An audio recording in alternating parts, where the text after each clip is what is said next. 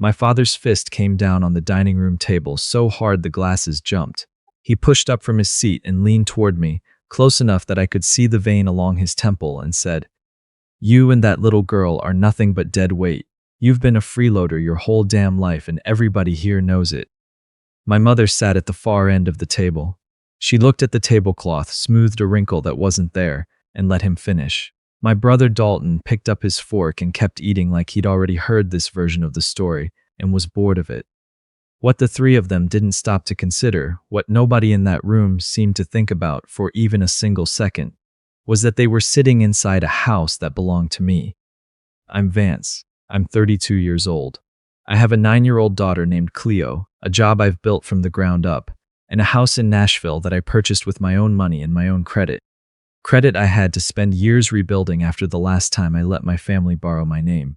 I've been raising Cleo on my own since she was 4, and for 14 months before that dinner, my parents and my brother had been living under my roof for free, under the understanding that they were getting back on their feet, while they were quietly, methodically, and without my knowledge, using my name to borrow money I'd never agreed to guarantee.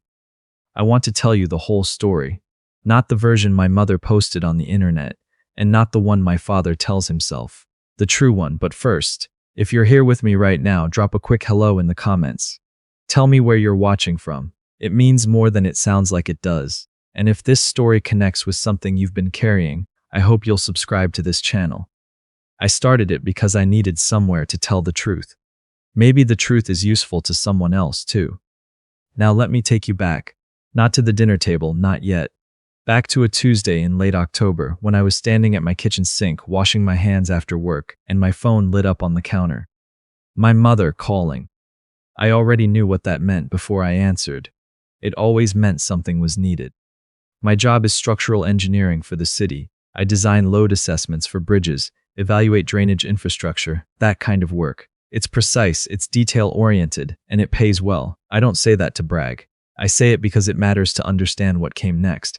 My mother knew what I made. She always knew. She used to reference it in conversations the way someone might reference the weather, casually, as a given, as context. Cleo was at the kitchen counter behind me doing her homework, a graph for science class, pencil moving in careful, deliberate lines. She does everything carefully. She's been like that since she was small. My mother's voice came in soft and slow. She mentioned my father's blood pressure, which had been a subject of conversation for years, without ever reaching the level of crisis she implied. She mentioned that Dalton's music studio, he'd been trying to launch a recording studio for going on 4 years, had hit another rough patch, and then she said that the bank had been asking about something. A line of credit. There were some signatures on some paperwork that apparently involved my name, and she said it in the particular careful way she uses when she already knows the answer to the thing she's pretending not to know. I kept my voice level. I asked her to send me the documentation. She asked me instead to wire $8,000, just to cover the immediate pressure, just to buy them some time. Cleo looked up from her graph. She didn't say anything, she just watched my face. I told my mother I needed to see the paperwork before any money moved. She sighed, the long, weighted sigh she's been deploying my whole life, the one designed to make you feel like the question itself was an act of cruelty. We ended the call without anything settled. After Cleo was in bed, I sat at my desk with my grandfather's old toolbox on the shelf above me, the way it always sits, and called my friend Nia. She's known me since college, and she has the kind of clear thinking that doesn't get muddied by emotion. I told her what my mother had said. She listened all the way through, then said, "Don't send a cent until you've seen paper. Money follows facts, not the other way around." My grandfather used to say something similar. He was a carpenter, furniture, cabinetry, custom woodwork, and he had a rule about handshake deals. He said the worst thing a man could do was leave an agreement to memory, because memory bends toward what people want it to remember. He said paper remembers what people choose to forget. He made that toolbox himself. Dark walnut, dovetail joints, brass hinges fitted by hand. It sat on my shelf the way a compass sits in a room, not always looked at but always there. That night I looked at it for a long moment before I went to bed. The next morning I called in a personal day and started making phone calls. Here is where I need to go back further, because understanding what I found requires understanding what had happened before. There's a pattern in my family that I learned to read the first time it ran its cycle when I was 23 years old. I just started my first real engineering job, entry level, nothing glamorous but steady. My father had been talking for a year about helping Dalton launch something. This was before the music studio, back when it was going to be a custom furniture business, a tribute to my grandfather's craft, he said. The business never got off the ground, but before it collapsed, my father asked me to co-sign a small equipment loan. He said it was just a formality. He said my name would make the bank more comfortable, and that I would never see a payment request because he would handle it personally. I signed. I was 23. I thought formality meant ceremonial. The business folded in 5 months. The equipment was repossessed, but the debt wasn't cleared with it. There were penalties, interest, fees I hadn't known were in the contract because I hadn't read it the way I should have. The loan went delinquent under my name. My credit score dropped like a stone, and I spent the next 3 years making on-time payments on a debt for a business I had never operated, for equipment I had never touched, for a dream that had never really been mine to invest in. I never talked about it publicly. I just fixed it. I kept receipts. I kept payment records. I rebuilt the number methodically, 1 month at a time, and I decided somewhere in those 3 years that paper was the only thing that held anyone to what they'd actually promised. Not goodwill, not family loyalty. Paper. By the time my parents and Dalton moved in with me 14 months ago, I thought I had learned that lesson for good. I let them stay because my father's health had been inconsistent, and because the rental situation was genuinely complicated, and because Cleo asked me once if we could help Grandma and Grandpa, and I didn't have a good answer for why we shouldn't. I should have drawn up a formal agreement before they walked through the door. I knew it at the time. I chose to trust instead. That choice is on me. On the morning after my mother's call, I went to the county bank branch, where her name was on file. I explained that I was trying to understand a financial document that apparently bore my name, and eventually a loan officer pulled up the record. There was a letter of financial support in the file. It had my full name at the top, my employer, my annual income listed accurately down to the range. At the bottom above my printed name was a signature. I have been signing my name for 32 years. I know exactly what it looks like. This was not it. The letters curved differently. The pen pressure was wrong. Someone had practiced it, gotten it close enough to pass a casual review, and submitted it as mine. I photographed it and walked outside into the parking lot and called Nia. She said, "Get an attorney today, not tomorrow." An attorney named Hendricks came recommended by a former colleague. 3rd floor office downtown, books on every wall, a desk that had seen a lot of paperwork. He looked at the forged letter without expression, asked a few questions, and then told me to tell him everything I knew. When I finished, he leaned back in his chair and said, "This isn't one incident, this is a pattern. Before we decide what to do about it, I need to know how far it runs." It ran further than I'd expected. Dalton had listed me as a co-signer on a 2-year studio equipment lease. Monthly payments, substantial, no consent from me, no conversation about it. There was a second document referencing my verbal commitment to guarantee their housing costs. My mother's name was on the application, but my name was what the bank had used to approve it. My name was the anchor. My name was the reason the numbers had worked. My grandfather's voice came to me somewhere between pages. Paper remembers what people choose to forget. I drove back to my house that evening. My parents and Dalton were all inside, living in the space I provided, eating the groceries I bought, running the utilities I paid. I had done all of this while they borrowed against my credibility without asking. I sat in my car in the driveway for 5 minutes before I went in. I told them I wanted everyone at the table for dinner. I said I wanted to spend an evening together. I made chili and cornbread, put out the good bowls, didn't tell them anything about what I'd spent the day learning. I wanted to see if anyone would volunteer it. My father came in from the garage. My mother brought out the serving spoons. Dalton came downstairs last, hair still damp, settled into his chair without making eye contact. When everyone had food, I asked a simple question. I said I had been doing some research into the family's financial situation, and I wanted to know if there was any paperwork connected to my name that I should be aware of. My father put his spoon down. He said the bank had been pressuring them, and they'd had no choice. He said family looks out for family and that I had more than enough, and that a man who wouldn't help his own people when he had the means to do it wasn't much of a man. My mother said that I'd never understood how hard things had been for them, and that Dalton was close to a real breakthrough with the studio. She said I should be proud to be in a position to help. Dalton looked up from his bowl and shrugged.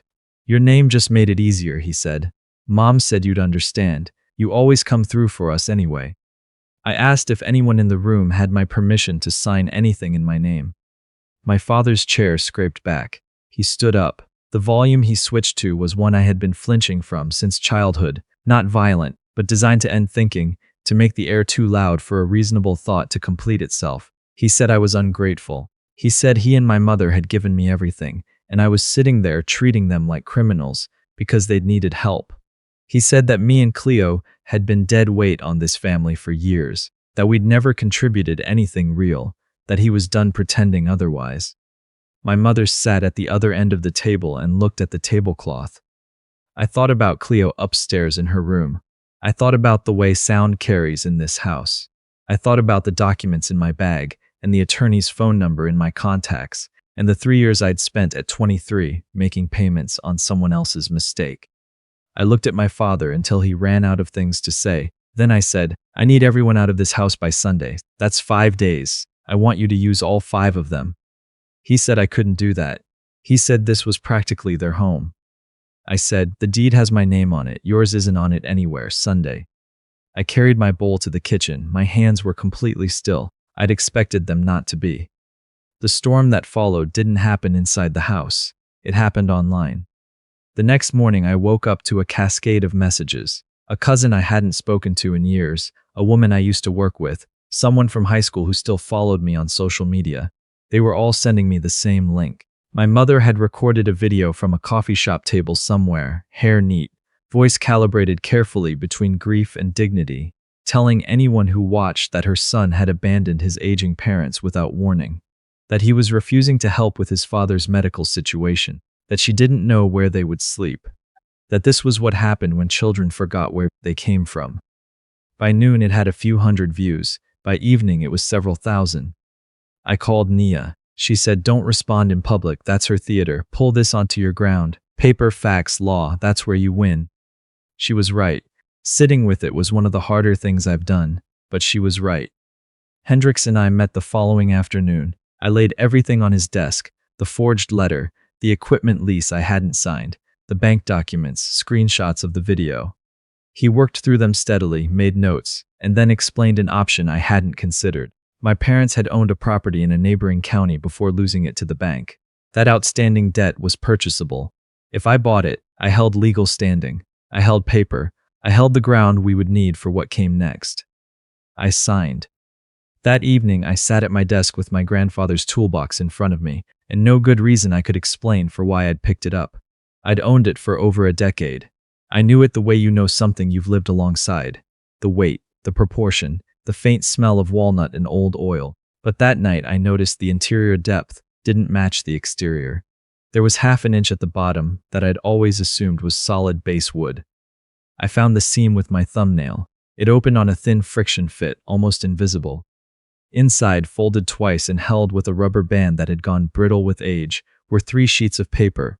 My grandfather's handwriting, careful, upright print, the hand of a man who'd measured things his whole life. A codicil to his will dated 12 years back, notarized by his attorney, witnessed. It said plainly that if family assets were ever leveraged against the interests of a grandchild, authority over the remaining estate transferred to that grandchild directly. He had written my name in the body of the document specifically. He had listed his attorney's contact information at the bottom. I sat with those 3 pages for a long time.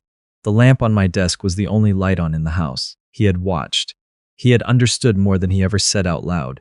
He had built this too, with the same care and patience he brought to every joint he fitted. He built things to last. Sunday morning, I arrived at my house with Hendricks and 2 officers who were present as a formal witness to a legal proceeding. I had the codicil, confirmed by my grandfather's original attorney as legitimate and on file. I had the deed to my own property. I had the forged documents. I had everything on paper. My father met us at the door in his bathrobe. He said I was betraying my blood. He said no judge in this country would side against a son's parents. I set the codicil on the table and read the relevant paragraph aloud, slowly, the way you read something when you need every word to land. He went quiet. My mother looked at the document and then at her hands in her lap. Dalton tried to argue briefly. He had his own paperwork, he said, documentation of my commitments, and Hendricks said everything Dalton had could be examined in court alongside the forgery evidence, and that Dalton was welcome to choose that route. Dalton looked at the officers. He sat down on the couch and didn't say anything else. It took most of the morning. Neighbors found reasons to be on their porches.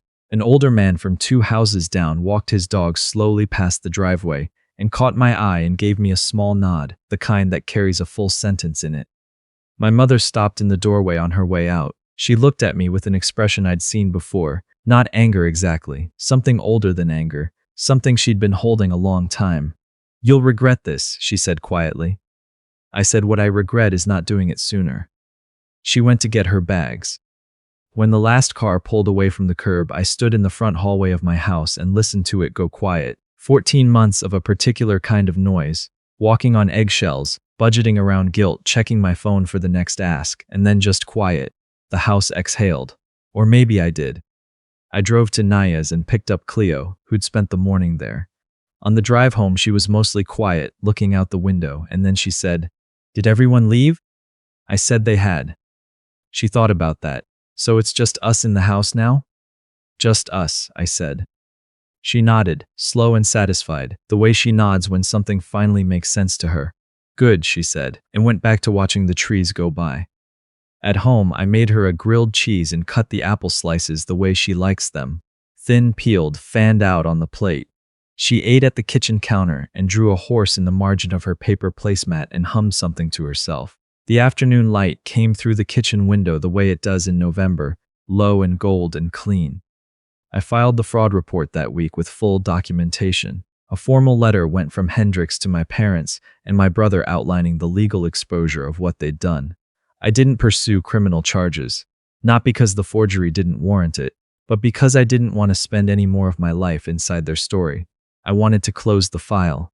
I wanted to be done in a way that felt finished. I repainted the guest rooms the following weekend. Cleo helped me pick colors. She took it seriously, holding the sample cards up against the wall at different angles, squinting like she was doing structural analysis. She chose a soft blue-gray for one room and a warm cream for the other. Both of them were good choices. Nia came for dinner the Friday after, and we sat on the back porch and talked about nothing important until almost dark. She asked me how I was actually doing, which is a different question from how I was doing. I thought about it before I answered. I told her the house felt like mine again.